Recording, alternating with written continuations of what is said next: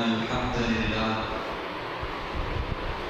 الحمد لله نحمده ونستعينه ونستغفره ونؤمن به ونتوكل عليه ونعوذ بالله من شرور أنفسنا ومن سيئات أعمالنا من يهده الله فلا مضل له ومن يضلله فلا هادي له وأشهد أن لا إله إلا الله وحده لا شريك له وأشهد أن محمدا عبده ورسوله أما بعد فقد قال الله تعالى في القرآن الكريم بعد أعوذ بالله من الشيطان الرجيم بسم الله الرحمن الرحيم يا أيها الناس اتقوا ربكم الذي خلقكم من نفس واحدة وخلق منها زوجها وبث منهما رجالا كثيرا ونساء واتقوا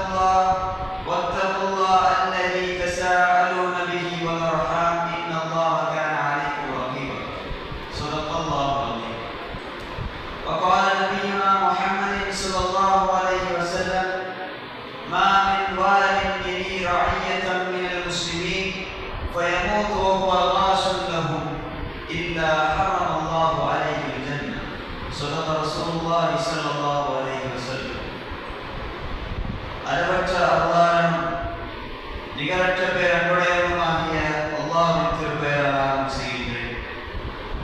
அவனுடைய சாந்தியும் சமாதானமும் எம்பெருமானார் கண்மணி நாயகம் ஸல்லல்லாஹு அலைஹி வஸல்லம் அவர்களின் மீதும் அவர்களை அப்படியே பின்பற்றி வாழ்ந்த சத்திய சஹாபாக்கள், தாபீன்கள், தபா தாபீன்கள், குறிப்பாக இந்த புனிதமிகு ஜும்மா மஜ்லிஸில் அமர்ந்திருக்கக்கூடிய உங்கள் மீதும் என் மீதும் என்றென்றும் என்று நிலவட்டுமாக என்ற உயர்ந்த பிரார்த்தனை. அன்பிற்கினிய அல்லாஹ்வின் நல்லடியார்களே, ஒரு நாட்டை முன்னேற்றுவதற்கும் நாட்டு மக்களை முன்னேற்றவும் நாட்டு மக்களை பாதுகாக்கவும் அதே வேளையில் நாட்டு மக்களுக்கான சேவைகளை வழங்கவும் அரசாங்கம் என்ற பெயரிலே அதிலே அரசியல்வாதிகள் செயல்பட்டு வருகிறார்கள். அதன் அடிப்படையில் 1400 வருடங்களுக்கு முன்பு இஸ்லாமிய அரசாங்கம் எவ்வாறு செயல்பட்டது, எந்த ஒழுக்கத்தோடு செயல்பட்டது என்பதை குறித்தும் சமகாலத்தில் இயங்கிக் கொண்டிருக்கிற அரசாங்கங்கள் எவ்வாறு செயல்படுகிறது என்பதை குறித்தும் இந்த ஜும்மாவின் முறையிலே காண்போம். இந்த தலைப்பு எடுக்கப்பட்ட நோக்கம், இந்த இந்திய திருநாட்டிலே முஸ்லிம்களுக்கும் பிற்படுத்தப்பட்ட சமுதாயத்தினருக்கு எதிராகவும் பல அரசாங்கங்கள் வேலை செய்து வருகிறது நீண்ட காலமாக. அதன் அடிப்படையில் நாம் இதிலிருந்து விழிப்புணர்வு பெறுவதும் நம்முடைய சமூகத்தார்களை விழிப்புணர்வு பெறுவதும் நம் மீது கடமையாக இருக்கிறது.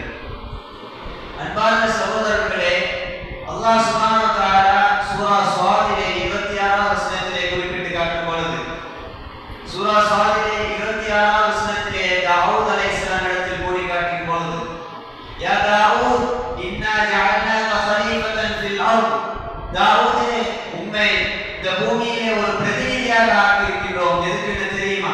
ஃபஹ்கும் பைனன் நாஸ் பில் ஹக், நீர் மக்களிடத்திலே நீதியுடன் ஆட்சி செய்வதற்காக என்பதாக அல்லாஹ் சுப்ஹானஹு வ தஆலா குறிப்பிடுகின்றார். இன்றைய காலத்தை எடுத்துக்கொண்டால் நீதிமிக்க ஆட்சி எங்காவது நடக்கிறதா என்பதாக தேட வேண்டியதாக இருக்கிறது. எல்லா துறைகளிலும் போய் எல்லா துறைகளிலும் பிக்கராட்டங்கள், எல்லா துறைகளிலும் ஏமாற்று வேலைகள் என்று பல துறைகளிலும் இவ்வாறு நடந்து கொண்டிருக்கிறது. அதே சமயம் 1400க்கும் அதிகமான வருடங்களுக்கு முன்னால் செயல்பட்ட இஸ்லாமிய அரசாங்கத்தை குறை சொல்ல முடியுமா? ஒருபோதும் முடியாது. ஏனென்றால் இஸ்லாமிய அரசாட்சி காலத்தில் மக்களுக்கு நீதி கிடைத்தது. இஸ்லாமிய அரசாட்சி காலத்தில் மக்களுக்கு நீதி கிடைத்தது. தவறு செய்தால் அதற்கேற்ற தண்டனை கொடுக்கப்பட்டது. அதனால்தான் காந்தி சொன்னாங்க, இஸ்லாமிய ஆட்சியிலே சாதனை படைத்த 2வது கலீஃபாவான உமரை போன்று நாம் இந்தியாவிலே ஆட்சி அமைக்க வேண்டும் என்பதாக. அன்பார்ந்த இஸ்லாமிய சகோதரர்களே, புகாரியிலே 7151வது ஹதீஸாக பதிவு செய்யப்பட்டுள்ள மஅகீல் இப்னு யஸார் ரலியல்லாஹு அன்ஹு قال نبينا محمد صلى الله عليه وسلم ما من وال يلي رعية من المسلمين فيموت وهو غاش لهم إلا حرم الله عليه الجنة. மஅகீல் இப்னு யஸார் ரலியல்லாஹு அன்ஹு அறிவிக்கிறார்கள்,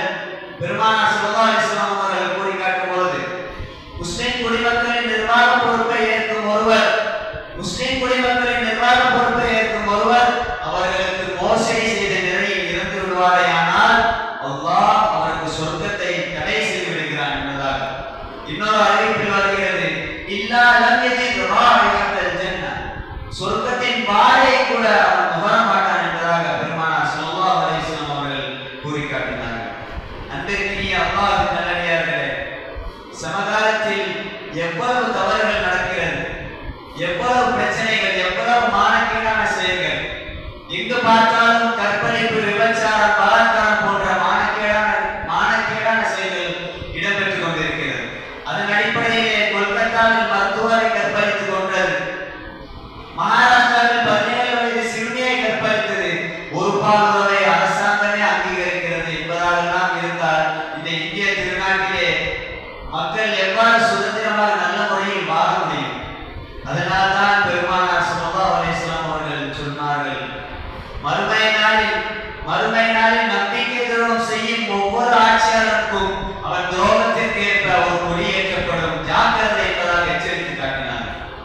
நீதிமிக்க ஆட்சி என்று சொன்னாலே நம் அனைவருக்கும் ஞாபகத்திற்கு வருவது உமர் ரலியல்லாஹு அவருடைய ஆட்சிதான். எத்தனை சட்டங்கள் இயற்றப்பட்டது, எவ்வளவு சாதனைகள் இடம்பெற்றது. ஒரு கலீஃபாவாக இருந்து எந்த அளவுக்கு எளிமையாக வாழ முடியுமோ அந்த அளவுக்கு எளிமையாக வாழ்ந்து காட்டினார். உலக பற்றற்ற தன்மையோடு இந்த உலகிலே வாழ்ந்து சென்றிருக்கின்றார்கள். இருந்தும் கூட உமர் ரலியல்லாஹு அவர்களை மக்கள் பார்த்தால் நடுநடுங்குவார்கள். ஒரு தெருவில், ஒரு வீதியில் உமர் ரலியல்லாஹு அவர்கள் சென்றால் மறு வீதியில் செய்தான் திரண்டு ஓடுவான். இப்பேற்பட்ட ஒரு கலீஃபாவின் மீது ஒரு வழக்கு தொடுக்கப்பட்டது. அந்த வழக்கை விசாரிக்க, அந்த வழக்கிற்கு உமர் ரலியல்லாஹு அவர்கள் நீதிமன்றம் சென்றார். அந்த வழக்கிற்காக உமர் ரலியல்லாஹு அவர்கள் நீதிமன்றம் சென்றார்கள். அப்பொழுது உமர் ரலியல்லாஹு அவர்களை கண்ட நீதிபதி எழுந்து நின்று மரியாதை செய்தார். இதனை கண்ட உமர் ரலியல்லாஹு அவர்கள் சொன்ன வார்த்தை இருக்கிறதே, நன்றாக கவனியுங்கள், நான் வந்த பிறகு நீர் எனக்கு எழுந்து நின்று மரியாதை செய்தது நீர் முதலில் செய்த அநீதியாகும் என்பதாக குறிப்பிட்டு காட்டுகிறார்கள். சுப்ஹானல்லாஹ், என்ன ஒரு வார்த்தை! இதுல நமக்கு என்ன விளங்குகிறது என்று சொன்னால், நீதித்துறை என்பது இண்டிபெண்டன்ட் ஜுடிஷியரி, அதாவது நீதித்துறை என்பது சுதந்திரமாக இயங்க வேண்டும். சட்டத்திற்கு அப்பாற்பட்டவர்கள் என்று யாரும் இருக்கக்கூடாது, அது கலீஃபாவாக இருந்தாலும் சரி என்பதாக நம்மால் இதிலிருந்து விளங்க முடிகிறது. ஆனால் இன்றைய காலத்தில் இயங்கக்கூடிய நீதிமன்றங்கள் எவ்வாறு இருக்கிறது? பணம் வைத்திருந்தால், செல்வந்தராக இருந்தால் அவருக்கு நியாயமாக தீர்ப்பு வழங்குகிறது, ஏழையாக இருந்தால், பணம் இல்லாமல் இருந்தால் அவர்களுக்கு பாதகமாக தீர்ப்பு வழங்குகிறது என்பதாக நம்மால் இன்றைய காலத்தில் காண முடியும். எல்லாம் விலைக்கு போகிறது, அதில் நீதிமன்றமும் ஒன்று. ஆனால் ஒருத்தனை விலைக்கு வாங்கவே முடியாது. அல்லாஹ் சுப்ஹானஹு வ தஆலா தன்னுடைய திருமறையிலே குறிப்பிட்டு காட்டும் பொழுது அவன் தான் தீர்ப்பு வழங்குவோரில் மிகச் சிறந்தவனாக இருக்கிறான் என்பதாக குறிப்பிட்டு காட்டுகின்றான். ஒரு அரசாங்கத்தின் நோக்கம் என்னவாக இருக்க வேண்டும்? அல்லாஹ் தஆலா இதுக்கும் வசனத்தை குறிப்பிட்டு காட்டுகின்றான். தஅமுருன பில் மஅரூஃபி வ தன்ஹவுன அனில் முன்கர், நன்மையை ஏவி தீமையை தடுக்க வேண்டும். இன்னொரு இடத்தில் வஇதா ஹக்கம்தும் பைனன் நாஸி அன் தஹ்குமு பில் அத்ல், நீங்கள் மக்களுக்கு மத்தியிலே மக்களிடத்தில் தீர்ப்பு வழங்கினால் நீதித்துடன் தீர்ப்பு வழங்குங்கள் என்பதாக அல்லாஹ் சுப்ஹானஹு வ தஆலா குறிப்பிட்டு காட்டுகின்றான். என இதை போன்ற பல வசனங்கள் குர்ஆனில் இடம்பெறுகின்றது. அன்பிற்குரியவர்களே, இந்தியாவிலே முஸ்லிம்களுக்கு எதிராக பல எதிர்வினைகளை செய்து வருகிறது சில அரசாங்கம். அதன் அடிப்படையில் தாடி வைத்திருந்தால் தீவிரவாதி, தொப்பி போட்டால் தீவிரவாதி, முஸ்லிமாக இருந்தாலே தீவிரவாதி என்பதெல்லாம் கூறிக்கொண்டிருக்கிறார்கள். அதன் அடிப்படையிலே 2006ஆம் ஆண்டு நவம்பர் 15ஆம் தேதி ஒரு சம்பவம் அரங்கேறுகிறது.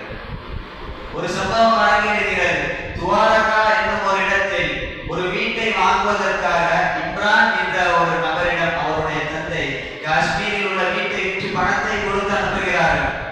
உடனே இதனை செவியுற்ற அதிகாரிகள் இம்ரானை சென்று கைது செய்து விடுகிறார்கள்.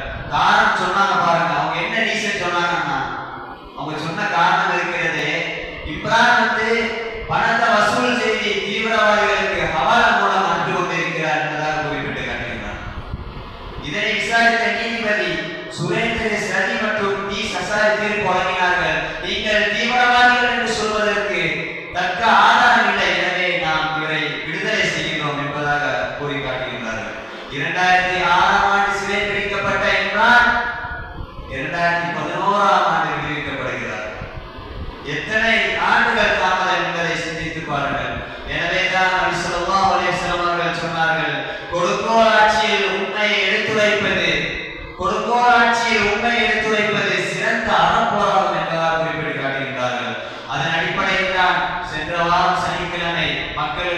நாட்டு நடப்பை குறித்து விழிப்புணர்வு ஏற்படுத்த வேண்டும் என்பதற்காக மனித சங்கடி என்ற ஒரு நிகழ்ச்சி நமக்கு மத்தியிலே நடைபெற்றது.